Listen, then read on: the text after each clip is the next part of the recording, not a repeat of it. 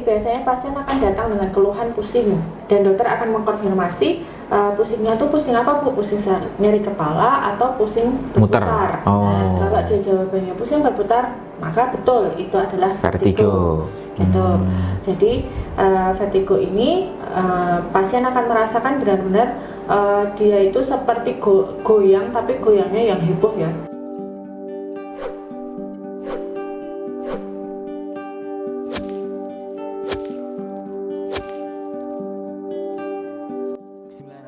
Assalamualaikum warahmatullahi wabarakatuh. Alhamdulillahirrahmanirrahim, ketemu lagi di channel YouTube-nya Rumah Sakit Nur Hidayah RSNH TV. Nah, jadi buat sahabat NH atau yang lagi nonton, jangan lupa share video ini ke teman-temannya atau ke saudara-saudaranya atau yang membutuhkan, bahkan seluruh masyarakat Indonesia. Insya Allah di kontennya Rumah Sakit Nur Hidayah kita akan membahas tentang ya dunia kesehatan tentunya, karena kita berada di Kabupaten Bantul, Yogyakarta. Jadi yang belum subscribe jangan lupa subscribe ya, kemudian like dan juga share, komen kalau misalkan teman-teman atau sahabat NH pengen tahu informasi kesehatan tentang apa, boleh tuh di komen ya, nanti coba kami akomodir.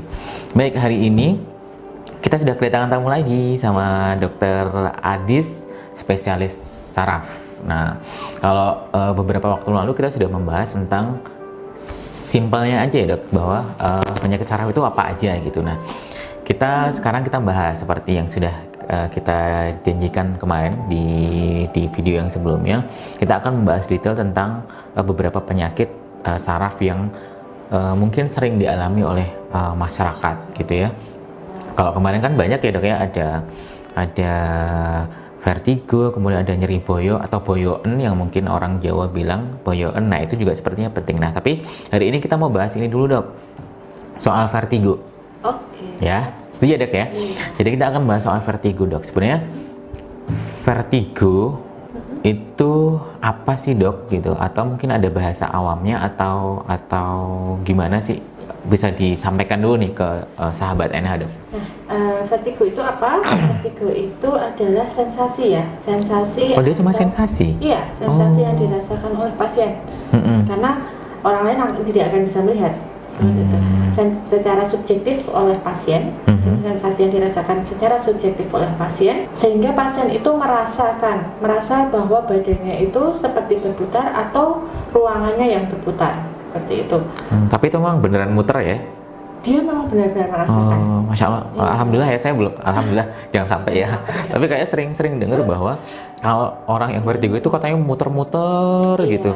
Itu bener ya? Iya, betul. Jadi biasanya pasien akan datang dengan keluhan pusing dan dokter akan mengkonfirmasi pusingnya tuh pusing apa Bu? Pusing nyeri kepala atau pusing berputar. Nah, kalau dia jawabannya pusing berputar, maka betul itu adalah vertigo. Gitu.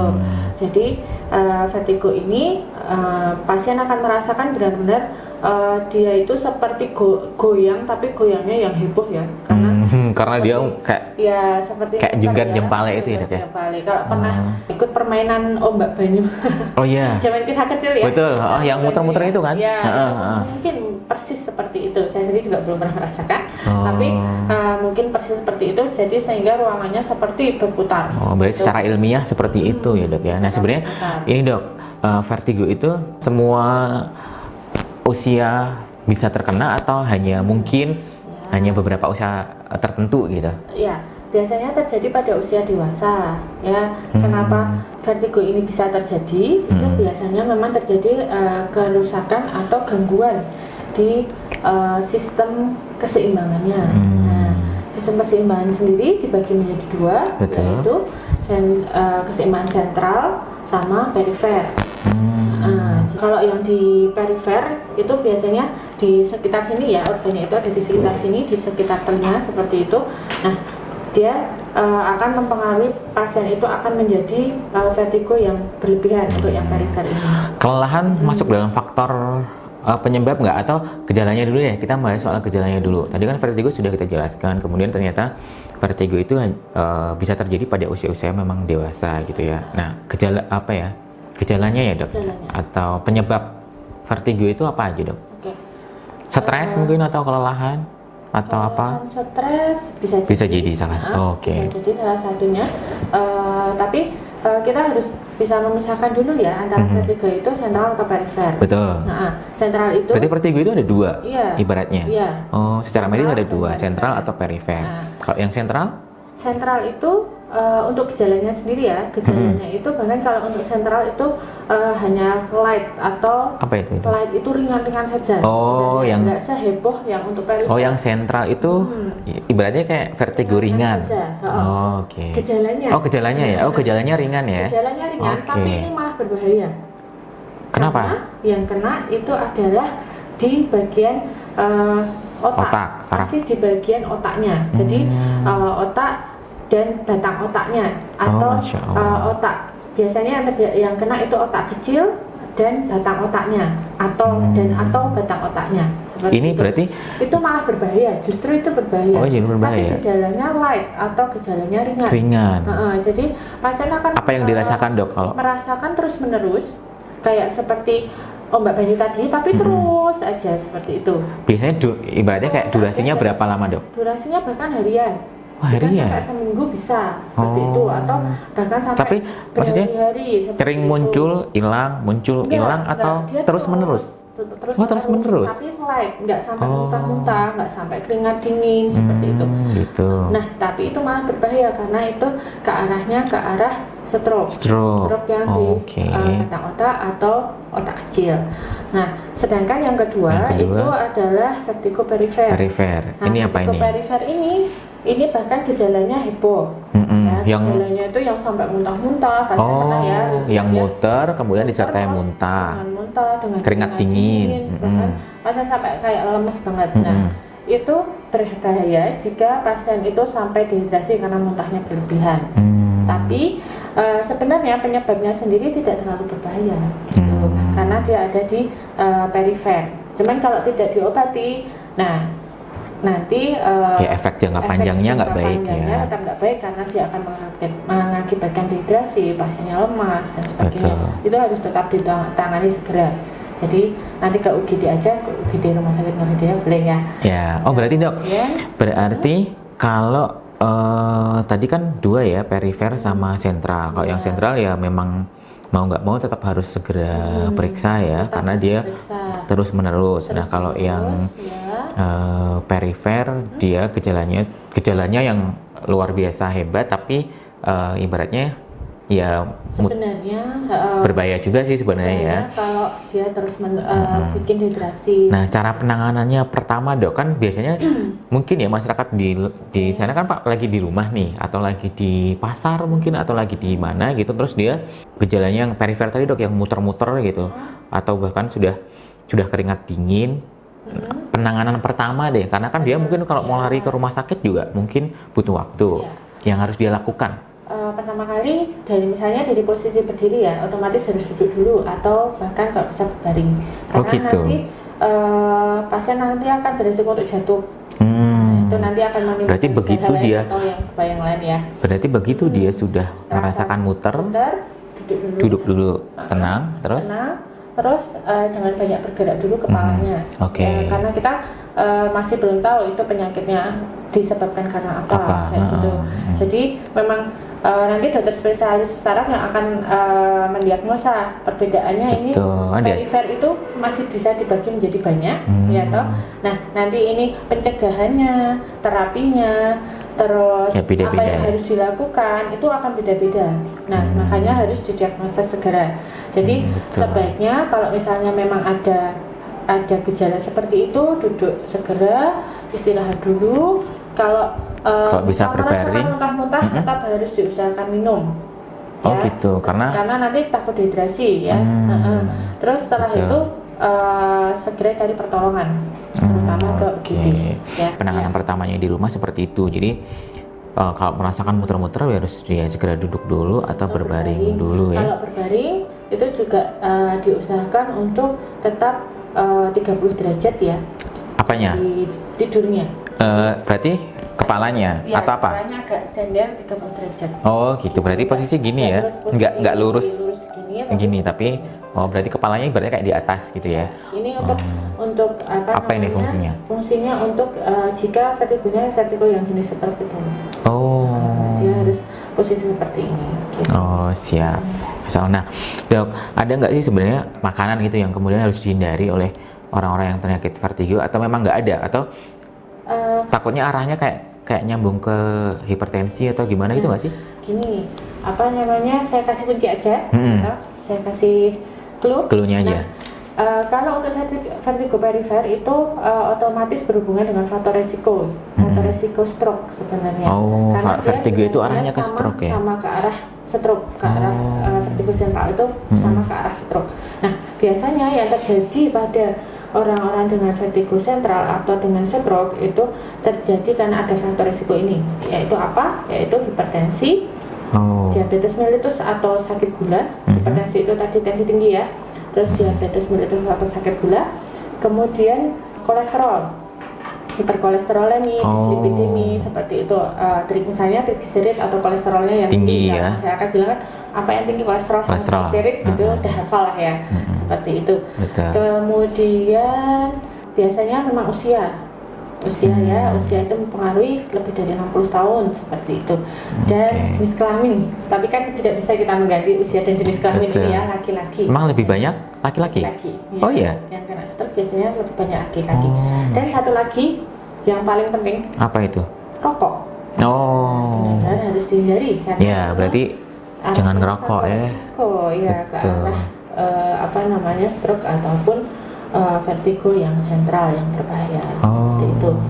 Nah, kalau untuk vertigo perifer sendiri sebenarnya untuk kejadian-kejadiannya itu tidak dipengaruhi oleh makanan atau apa. Tapi pasien ketika akan periksa harus benar-benar cerita. Nah, jangan jeleh ya. Jangan bosan untuk cerita dan ditanyai oleh dokternya, karena vertigo ini 85% atau sampai 90% itu didiagnosa dengan cara pasien bercerita. Pemeriksaan itu hanya sekitar 10% sampai 15% saja. Ya, 85% itu harus pasien dengan cerita pasien, mulai dari kapan mulainya, durasinya, kemudian sudah minum obat apa juga termasuk. Ya, termasuk terus posisinya ketika kejadian itu muncul, pas posisi apa, misalnya pas perubahan posisi dari tidur ke bangun atau dari berdiri ke terus tiba-tiba muter gitu ya. Itu harus cerita, karena untuk vertigo perifer itu biasanya karena perubahan. Berarti itu salah satu asesmen ini ya, untuk penegakan diagnosa ya. Itu pasien harus jujur dan harus bilang semuanya, termasuk satu lagi yang biasanya paling sering adalah riwayat batuk pilek sebelumnya. Ada pengaruhnya dok? Ada pengaruhnya. Apa itu? Kalau dia kenanya ke arah neuritis vestibularis seperti itu, misal batuk pilek sebelumnya ada sekitar sebulan yang lalu atau sekitar 2 bulan yang lalu atau 2 minggu yang lalu, seperti itu masih bisa bikin vertigo ke depannya kayak gitu. Berarti vertigo artinya bisa kambuh? Disebabkan karena batuk pilek sebelumnya. Iya. Atau vertigo bisa sembuh nggak sih dok sebenarnya? Bisa. Maksudnya bisa sembuh total gitu? Bisa sembuh total kalau pasien itu cerita, dokternya bisa mendiagnosis dengan benar, kemudian terapinya benar, itu nanti bisa sembuh. Bisa sembuh ya. Nah, yang harus kita waspadai itu kalau misal vertigonya ini vertigo yang sentral tadi ya. Yang berakibat stroke tadi ya. Berakibat stroke tadi, karena yang rusak itu adalah sistem saraf pusat atau otak yang tadi batang otak atau otak kecil, itu kan memang butuh waktu yang panjang ya untuk kembali lagi menjadi normal ya. Butuh waktu, butuh prosesnya panjang. Nah, ini sebenarnya pasien juga kalau sudah melewati masa akutnya 7 hari dari onset pertama ketika dia mulai vertigo atau stroke, itu dia harus mulai berlatih seperti itu. Motorik? Bukan, bergerak. Berlatih motorik, tapi memang berlatih untuk keseimbangannya sendiri. Vertigonya sendiri harus dilatih gitu. Gitu. Nanti bisa minta bantuan di fisioterapinya. Berarti fisioterapi salah satu. Ibaratnya kayak penunjangnya penyakit saraf, ya fisioterapi.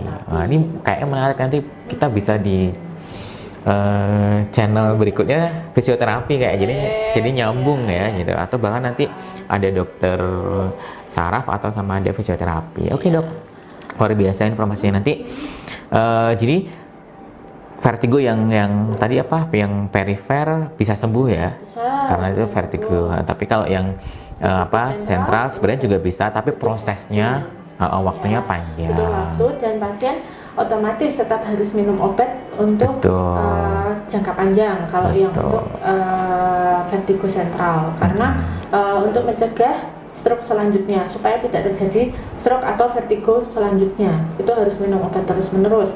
Jangan khawatir, obatnya itu tidak akan mengganggu ginjal, tidak akan mengganggu apa-apa. Yang jelas malah justru kalau pasien itu tidak minum obat, itu berbahaya ke depannya. Oh gitu ya, Masya kalau Allah. untuk yang stroke ya. Oke, baik. Artinya selama masyarakat itu ibaratnya kayak dia hanya vertigo saja, ya sudah biasa aja ya. Makannya juga biasa aja, yang penting minum, jangan sampai dehidrasi gitu ya. Dan satu hal yang paling penting adalah vertigo perifer bisa sembuh.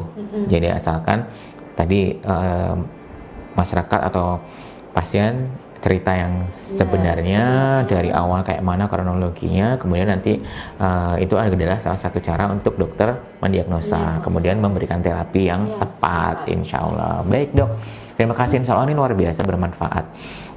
Nah, nanti kita ketemu lagi ya dok ya. Ini kan yang soal vertigo, insya Allah sudah cukup ya informasinya terkait dengan vertigo. Karena memang tidak ada ya makanan yang perlu dihindari, tidak ada selama itu ya. Baiklah, baik sahabat NH, insya Allah kita akan ketemu lagi nanti di konten berikutnya. Terima kasih Dokter Adis sudah hadir di YouTube channelnya Rumah Sakit Nur Hidayah. Kita say goodbye dulu dok sama subscribernya Rumah Sakit Nur Hidayah. Tapi jangan lupa ya subscribe juga, like, kemudian share. Komen ya, komen, atau nanti mau ketemu dengan Dokter Adis boleh. Jadwalnya masih sama ya dok ya? Masih hari Kamis jam 18 sampai jam 20, kemudian Jumat jam 7 pagi sampai jam 8, hari Ahad jam 4.16 ya, jam 16 sampai jam 18. Nah silakan ketemu Dokter Adis. Jangan lupa sekali lagi subscribe. Dari saya kurang lebih mohon maaf. Assalamualaikum warahmatullahi wabarakatuh.